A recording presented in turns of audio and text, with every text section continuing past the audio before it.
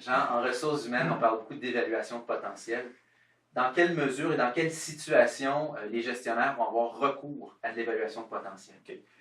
Dans le fond, l'évaluation de potentiel, ce que ça permet, c'est de s'assurer de mettre la bonne personne à la bonne place. Donc, si je prends un terme en anglais, c'est s'assurer du meilleur fit entre le candidat, le poste, l'équipe dans laquelle il va être et l'organisation aussi dans laquelle il va être. Okay? Donc, on le fait aussi autant en processus de sélection de personnel qu'en processus de développement de l'individu dans une organisation.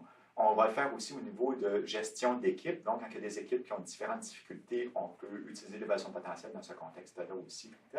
Et on va le faire dans le volet de coaching aussi, donc de développement de l'individu. Jean, quels seront les impacts à court et à moyen terme sur la gestion du personnel?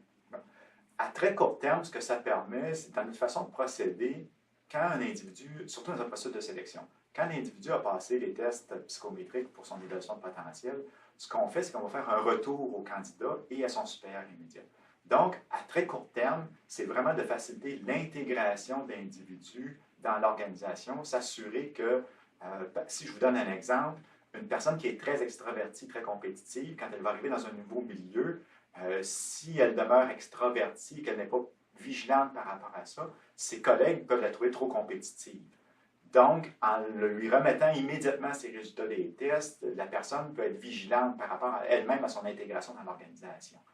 À moyen terme, ce sur quoi ça va aider, c'est au niveau d'identifier des pistes de développement et aussi identifier, ça va être utile aussi au niveau de l'évaluation du rendement de l'individu comme tel. Donc, s'assurer que si jamais il y a des points de vigilance qui ont été soulevés lors de l'évaluation potentielle, des fois, ces points de vigilance-là vont ressortir aussi lors de l'évaluation de rendement. Donc, ce que je comprends, Jean, c'est que ça donne un outil au gestionnaire pour accompagner l'employé dans ses comportements dictés par l'emploi. Exactement. Donc, le contremaître va pouvoir aider avec son employé à établir des objectifs, à les concrétiser en comportement et ils vont se donner, dans le fond, des cibles sur une base assez régulière où ils vont pouvoir s'asseoir et dire « OK, on est sur la bonne cible pour travailler le point de vigilance qu'on avait identifié lors, par exemple, de l'évaluation du rendement. » L'évaluation potentielle va permettre ça, entre autres.